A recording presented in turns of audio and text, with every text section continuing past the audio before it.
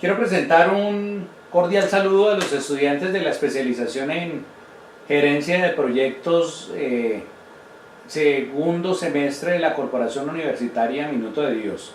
En esta segunda semana de nuestro curso Control y Gestión de la Calidad, ya hicimos un primer acercamiento la semana pasada a lo que consideramos es la calidad institucional y cómo esa calidad institucional impacta el devenir económico de los países.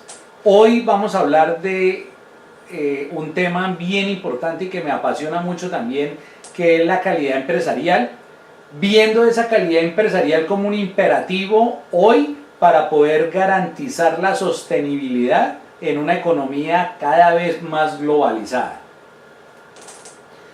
Para lograr ese objetivo general ambicioso que nos proponemos en esta disertación, lo primero que tenemos que entrar es a definir lo que es la globalización.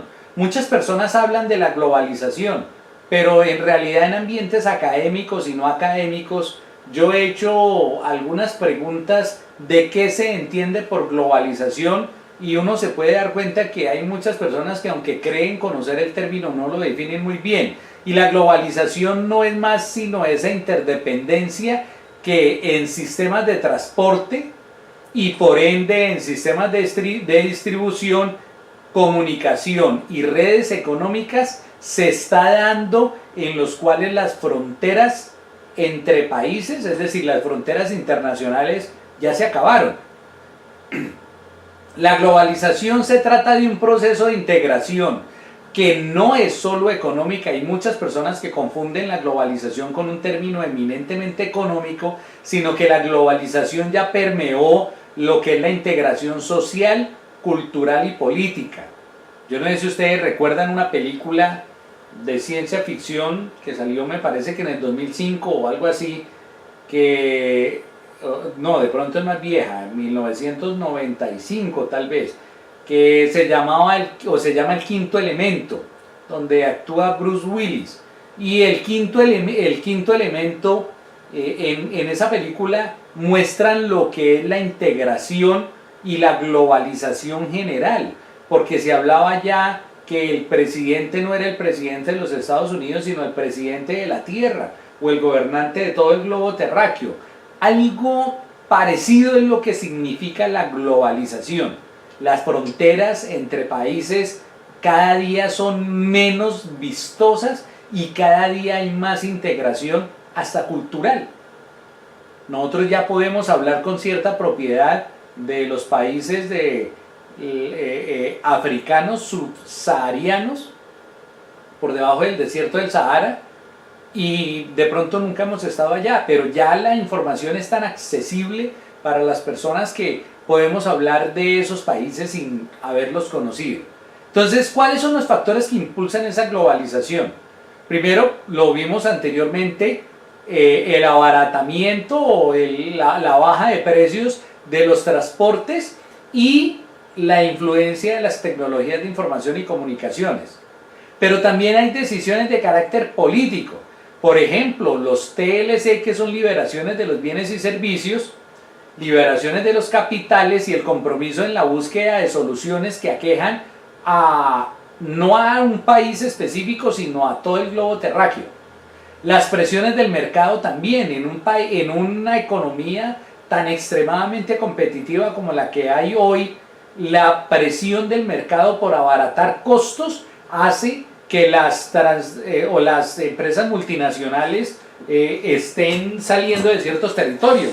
Recuerdo que en diciembre estuve acompañando a mi hermana en Cali y estuve paseando por lo que antes era el emporio de Chicles Sharps en Cali, que se fueron porque encontraron mano de obra mucho más económica que la colombiana.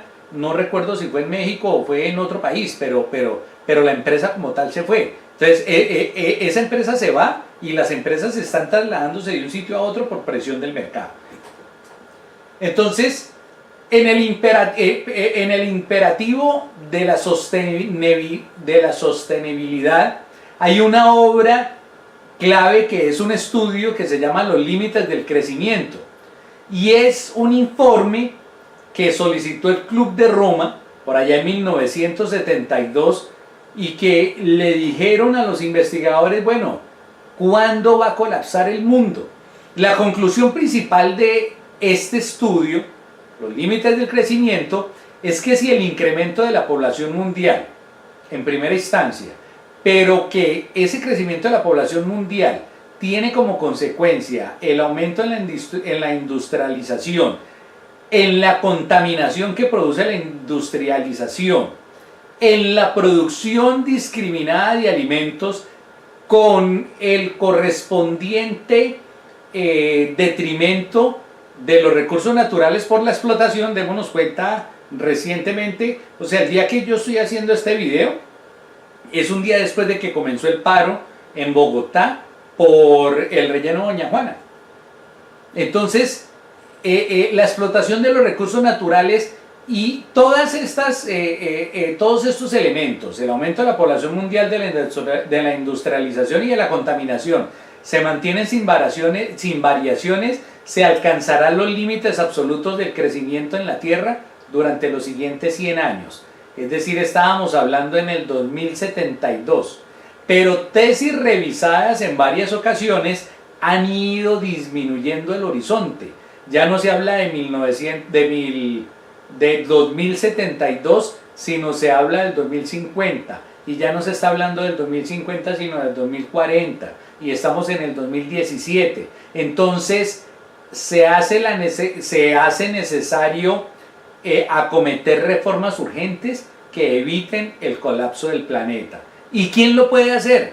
Por un lado, vimos hace 8 días que le corresponde a la calidad institucional, es decir, a los entes públicos que manejan el poder político en los diferentes países, pero especialmente a las empresas. Entonces, dentro de ese imperativo de la sostenibilidad, esta ayuda lo que nos dice es que el crecimiento, el futuro del sistema mundial está destinado a que el crecimiento haga colapsar y que entremos a una existencia triste y agotada. Esa es la primera pregunta. Solo si hacemos la suposición inicial que nuestra forma actual de hacer las cosas no va a cambiar. Sin embargo, hay amplia evidencia del ingenio y de la flexibilidad social. Hay muchos cambios en los sistemas, algunos de los cuales ya se están dando en ciertas partes del mundo. Por ejemplo, la Revolución Verde, The Green Revolution. Esa Revolución Verde ha aumentado la producción agrícola en países no industrializados. Ojo, el conocimiento sobre los métodos modernos de control de aves se está extendiendo rápidamente, porque las aves hacen que esa productividad agrícola merme sustancialmente. El uso del modelo mundial como una herramienta para probar las consecuencias posibles de las nuevas tecnologías que hacen que cada vez sea más alto los límites para crecer. Es decir, el límite para crecer en esta disertación que hace parte del libro de los límites del crecimiento, que yo se las puse en inglés porque el vicerrector nos ha hecho énfasis en que comencemos a ser amigos de el doble idioma. Lo que nos está diciendo es, de verdad, nuestro fin va a ser tan triste. Y nos dicen, ojo, solo si no tenemos conciencia que la manera actual de hacer las cosas tiene que cambiar. Por ejemplo, yo estoy totalmente de acuerdo con que se hayan evitado, con que se haya intentado quitar la producción de bolsas plásticas. 300 años se demoran para degradarse. Por Dios. Entonces aquí lo que nos está diciendo es que ya hay unos cambios esperanzadores en el mundo. ¿Por qué? Porque cada una de estas variables afecta a los demás. Si seguimos cortando árboles, el calentamiento global cada vez va a ser mucho más alto. Entonces, hay otro informe que es el informe Brudan, que es otro hito sobre nuestro futuro común. Entonces es una investigación, el informe Brundtland es una investigación realizada por las Naciones Unidas donde se incorpora el imperativo de la sostenibilidad en todos los procesos de desarrollo. Y presentó aquí uno de los productos más significativos de este informe, es que produce una definición del desarrollo sostenible, y me parece muy interesante porque dice, es aquel que satisface las necesidades de la generación presente, es aquel que satisface las necesidades de hoy sin comprometer la capacidad de las generaciones futuras para satisfacer sus propias necesidades. Ese es la definición de un desarrollo sostenible, hasta dónde somos capaces de producir hoy sin atentar con la capacidad que nuestros hijos y nuestros nietos van a tener de suplir sus propias necesidades. Entonces el informe Brundtland, ¿qué dice? Que nuestra civilización está en un proceso de colisión, en un proceso de terminación. Por ahí había una propaganda en Nat Geo que decía, es tonto que el ser humano luche contra la naturaleza, porque la naturaleza invariablemente va a ganar. Siempre va a ganar la naturaleza. Nosotros podemos acabar los recursos naturales. Acabando los recursos naturales vamos a desaparecer como especie, pero el mundo se va a volver a regenerar. Entonces, ese proceso de colisión con el mundo natural, y que son unánimes en la convicción de que la seguridad, el bienestar y la misma supervivencia depende de cambios hoy. Cada vez hay menos tiempo para detener el proceso de sostenibilidad, y eso nos corresponde a ustedes, estudiantes, y a mí. Estamos viendo una materia que se llama calidad, y producir con calidad es producir bajo el concepto de desarrollo sostenible, satisfacer nuestras necesidades sin comprometer la capacidad de satisfacción de las necesidades de las generaciones futuras. Entonces, tenemos que producir sin generar daños enormes e irreversibles que hagan que desaparezcamos como especie. ¿Qué tipo de mundo queremos dejar a quienes nos sucedan? A los niños que están creciendo. Entonces el proceso de desarrollo no puede ser exclusivamente económico, y ese desarrollo económico necesariamente no tiene por qué ser a costa del medio ambiente. Ese desarrollo económico tiene tres dimensiones: una, la dimensión ecológica; otra, la dimensión social; y otra, la dimensión económica. Es decir, el crecimiento económico depende de la sostenibilidad ecológica y del desarrollo social. Si nosotros dentro de nuestras empresas o cuando estemos generando un proyecto somos capaces de transmitir este conocimiento, vamos a estar hablando de calidad empresarial.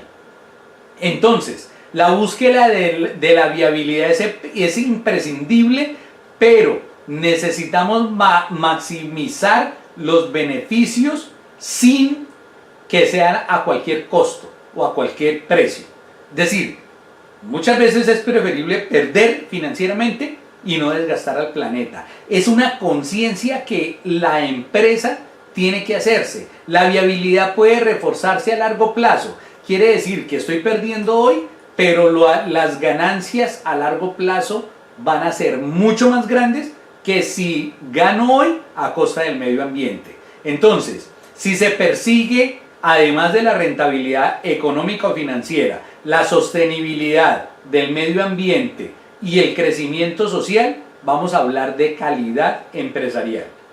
Entonces, las empresas no tienen que ser solamente responsables, sino que además tienen que ser éticas.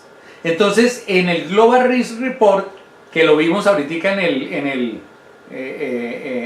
lo vimos la semana pasada, en calidad institucional, el Foro Económico Mundial en Davos, Suiza, alerta que los desafíos políticos y sociales, junto con los riesgos globales, económicos, geopolíticos y medioambientales, tienen que ver con la gestión de la cuarta revolución industrial. El Foro Económico Mundial dice, ojo, no es un alargamiento de la tercera revolución, ya entramos a la cuarta revolución industrial, y la cuarta revolución industrial se va a caracterizar por principios éticos. Los principios éticos son los que van a mandar el mercado en un futuro cercano. ¿Por qué? Porque las reglas han cambiado. Entonces, además de que las empresas tienen que ser responsables, las empresas tienen que acostumbrarse a ser éticas, porque yo puedo ser responsable sin ser ético. Es como el cuento de la famosa integridad, ¿no? Yo puedo ser honesto, pero no ser íntegro.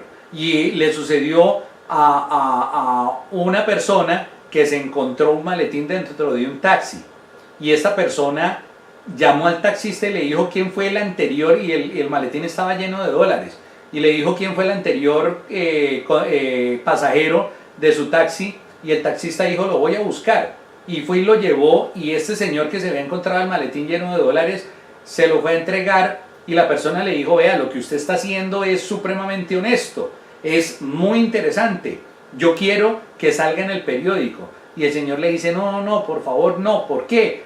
Porque es que yo estoy con mi amante. Entonces el señor era honesto, pero no era íntegro.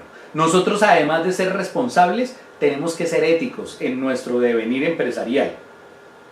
Entonces, ¿cuáles son esas nuevas responsabilidades que adquieren las empresas ante el nuevo contexto de un mundo globalizado, pero que necesita ser sostenible? Entonces, necesitan primero incluir los resultados sociales y medioambientales en la valoración económica de las empresas. Es decir, una empresa tiene éxito no solo desde el punto de vista económico, sino depende también de los resultados sociales y medioambientales.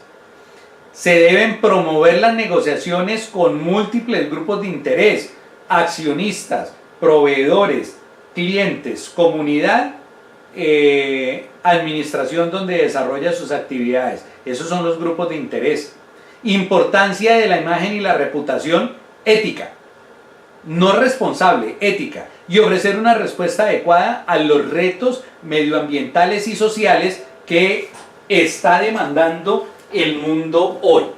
Los retos que tenemos como empresa no se agotan únicamente en la parte económica y financiera, sino que además tenemos que asumirlos con un componente muy fuerte desde lo social y desde lo medioambiental.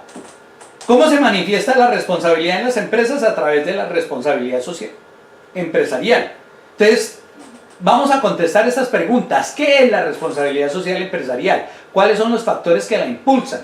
¿La normatividad o un deseo empresarial de ser responsables y éticos, sostenibles? ¿Cuáles son los fundamentos de la responsabilidad social empresarial y qué se entiende por ser una empresa socialmente responsable? Esos son los interrogantes de la manera como se puede manifestar la responsabilidad social empresarial. Y cuando hablamos que una empresa es responsable socialmente, estamos hablando de que la empresa está expresando al máximo su calidad. Entonces, ¿cuáles son los antecedentes de la responsabilidad social empresarial?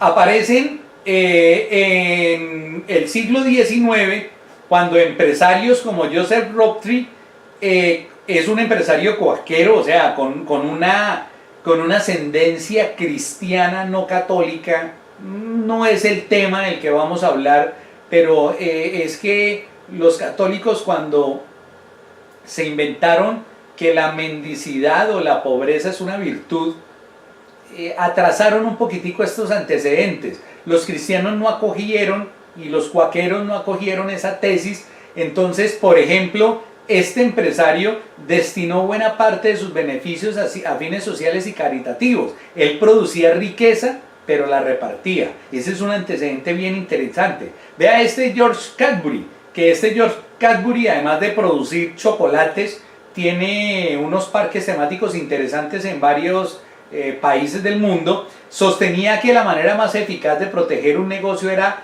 el bienestar de los empleados. Entonces, mientras que el primero lo que hacía era generar riqueza para repartirlo, el segundo fortalecía la empresa a partir del bienestar de sus empleados. Henry Ford, por ejemplo, lanzó esta frase célebre: para que un negocio triunfe, los empleados han de tener un sueldo lo suficientemente alto como para comprar mis coches. ¿Quiénes eran sus principales clientes? Sus empleados. Y Robert Wood Johnson, de Johnson & Johnson, él lanzó la tesis de que incrementando los salarios de sus empleados se iban a mejorar las condiciones empresariales e iban a tener mucho más impacto a nivel económico. Entonces, estos son, pues, hay muchísimos más, yo lo estoy resumiendo en estos 4, unos antecedentes interesantes del siglo XIX de lo que es la responsabilidad social empresarial. Entonces, ¿qué se entiende por responsabilidad social empresarial? Comprender que no solo el mesoentorno, o estamos hablando de el interior de la empresa, el mesoentorno y el entorno lejano, los tres, tanto internamente como el entorno cercano como el más alejado, influyen directamente en el éxito empresarial. Eso es calidad empresarial y eso es responsabilidad social empresarial. Primero, es un compromiso activo y voluntario. El único país que conozca, yo puedo estar equivocado, pero el único país que ha intentado meter dentro de su normatividad la responsabilidad social empresarial que no sea voluntario sino obligatorio es Francia, ¿sí? Entonces en el resto de países no sé si hay otro, me parece que hay otro pero no estoy seguro. En el resto de países el compromiso es activo y voluntario. ¿Para qué? Para mejorar socialmente, para mejorar económicamente. Ya vimos en otros cursos que cuando hablamos de economía estamos hablando de un conglomerado, y mejorar ambientalmente. Entonces, este compromiso surge del conflicto entre los intereses de maximizar financieramente la empresa, pero también de contribuir tanto a lo social como a lo económico y ambiental. Es decir, entendiendo que el entorno en el que se mueve la empresa es de todos y que no se trata de ganar a costa de lo social, de lo económico y de lo ambiental. Entonces, ¿qué es una empresa socialmente responsable? Primero, una empresa que ofrece productos y servicios que contribuyen al bienestar común. Segundo, tener un comportamiento que no solo está pegado a la normatividad, sino que va mucho más allá del cumplimiento de la ley, pero que tiene esa connotación social, económica y ambiental como prioridad. Tercero, todas las decisiones deben tener carácter ético, íntegro. Acuérdense, yo puedo ser honesto, pero puedo no ser íntegro. Las decisiones en una empresa socialmente responsable, además de ser honestas, son íntegras, son éticas. Asegurar unas condiciones de trabajo seguras, saludables y adecuadas para sus trabajadores, respetar el medio ambiente y hacer parte activa de la comunidad. Las empresas, yo recuerdo que yo me crié en Bogotá al piecito de IMUSA, nunca conocí IMUSA por dentro, y en este momento yo fui hace pocos días a Bogotá y pasé por donde crecí, y esa fábrica de IMUSA que quedaba al pie de mi casa está totalmente destruida, ya la vendieron, no sé si se fueron para otro lado, pero yo nunca conocí IMUSA y viví 20 años en ese barrio. Entonces IMUSA no se integró con la comunidad. Eso es ser una empresa socialmente responsable. ¿Cuáles factores impulsan la responsabilidad social empresarial? Primero, se reconoce el papel amplio de las empresas. Ojo, Walmart factura más que el PIB de Suecia, y el PIB de Suecia es mucho más grande que el PIB de Colombia. Quiere decir que hay empresas de carácter privado que facturan mucho más que el PIB de países ricos o de países desarrollados.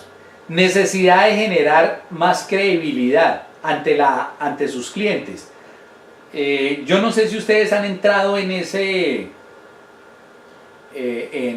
esa costumbre de verificar ustedes a quién le están comprando. A mí me molestó muchísimo cuando Tommy Hilfiger, el que saca la ropa y los perfumes, dijo que él no sacaba ropa y perfumes ni para negros ni para latinos. Entonces, esa empresa, yo dejé, primero es costosísimo, el Tommy en Bogotá es costoso, pero dejé de comprar. A mí me gustaba porque eran prendas de marca, primero, y segundo porque eran prendas buenas, pero dejé de comprar porque ya no me genera confianza. No me genera confianza que la marca representativa de la empresa sea racista. Responder a la presión reguladora. Ojo, la presión reguladora no es solo por parte del Estado. Los clientes también estamos y podemos ejercer presión. mucho sobre las empresas. Impulsar la imagen de marca y la reputación en general. Benetton.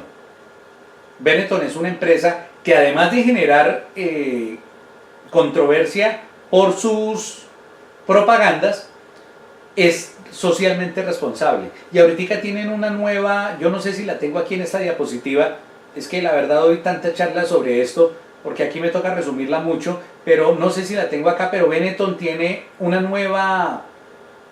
nuevo eslogan que dice viste seguro. Eso significa que las prendas de Benetton no tienen ni un solo proceso que atente contra el medio ambiente. Y la presión de los consumidores, que los consumidores podemos ejercer una presión altísima aún ante empresas de carácter multinacional o transnacional para que sean responsables socialmente. ¿Cuáles son las tareas de una empresa responsable? Si usted quiere que su proyecto o que su empresa sea responsable, ¿qué tiene que hacer? Primero, un código de conducta. Es decir, además de ser éticos, debemos ser íntegros. Segundo, formular unos objetivos de responsabilidad social empresarial. Hombre, salgamos y conozcamos a los vecinos, ayudémosles. El 24 de diciembre hagamos la novena juntos. Invitemos a que den un recorrido por la empresa. Control y seguimiento de los avances en materia de responsabilidad social. O sea, no es solo, como muchas empresas hacen, ponerlos en papel bonito, sino además controlarlos y hacerle seguimiento. Y cuarto y muy importante, la promoción del diálogo con los stakeholders, los grupos de interés, accionistas, comunidad, proveedores, clientes, etcétera, etcétera. Entonces vea, código de conducta global, los stakeholders o grupos de interés, los clientes internos y externos y el código de conducta que nos hace ser responsables y éticos. La responsabilidad social empresarial tiene que ver con la cadena de valor, sí señores. En el mundo globalizado de hoy hay muchos clientes, más de los que uno cree, que no compran si esa empresa no tiene acciones de responsabilidad social. Vea, este es el nuevo eslogan de Benetton, viste seguro. Gestión responsable de las personas. Primero, los empleados reciben un sueldo digno. Segundo, reciben todas las prestaciones a las que tienen derecho, vacaciones, cesantías, etcétera, etcétera. Tercero, me aprovecho porque puedo irme a un país de corte comunista. En este momento una empresa transnacional o multinacional puede irse para Venezuela y montar una empresa porque como los venezolanos se están muriendo de hambre, pues yo les pago poquito. Gestión responsable de las personas. Gestión responsable de la innovación. Lo que yo estoy sacando nuevo cumple parámetros éticos, económicos y sociales aceptables para el consumidor. Tercero, gestión responsable de la cadena de aprovisionamiento. Yo puedo ser ético y puedo ser socialmente responsable. Ojo, ¿mi proveedor también es? ¿O no será que yo estoy adquiriendo un producto que viene de un país que le paga mal como la China a sus empleados y sin embargo porque es barato yo sencillamente lo compro? Gestión responsable de las finanzas o la cadena de aprovisionamiento son tanto tanto proveedores como distribuidores. Entonces, ¿yo qué saco teniendo un distribuidor que maltrata a sus empleados? Toda esa gestión de la cadena de aprovisionamiento tiene que hacerla una empresa socialmente responsable. Gestión responsable de las finanzas. Vean, yo conocí muy cercano un vecino que traía pasto y lo empacaba en diferentes, o sea, era un pasto revuelto. Cualquier cantidad de categorías de pasto él los revolvía y los empacaba en diferentes clases de pasto. Decía que era brachiaria de Cumbres, amarga, brisanta, y la vendía a diferente precio. Eso no, ¿por qué? Porque él quería ganar. Entonces eso no es una gestión responsable de las finanzas. Y aquí entonces comienzan a haber diferentes ejemplos. Benetton, Adif emitirá 600 millones en bonos verdes para financiar su actividad. Bonos verdes significa personas que están inmersas en el medio ambiente y que compran, es como sacar acciones, pero únicamente para personas a los que les interese el medio ambiente. Hay que medir los resultados de la responsabilidad social empresarial, y yo estoy tocando este tema porque yo los quiero invitar a ustedes, estudiantes, a que lo hagan. ¿Cuáles son los principios y directrices de la responsabilidad social empresarial? ¿Cuáles son las políticas públicas y los estándares excúsenme, a nivel internacional de la responsabilidad social empresarial, y cómo se miden los resultados de esa responsabilidad social? ¿Por qué? Porque a partir de hoy ustedes deberían hacerse el firme propósito de no adquirir productos, especialmente de empresas multinacionales, que así sean más económicas que las nacionales, no estén cumpliendo la política de responsabilidad social empresarial. ¿Y por qué? Porque hay un debate, lo que les digo, conozco apenas un país que es Francia. Entonces la pregunta es, ¿debo obligar al empresario a que se meta en responsabilidad social empresarial o debe seguir siendo voluntario?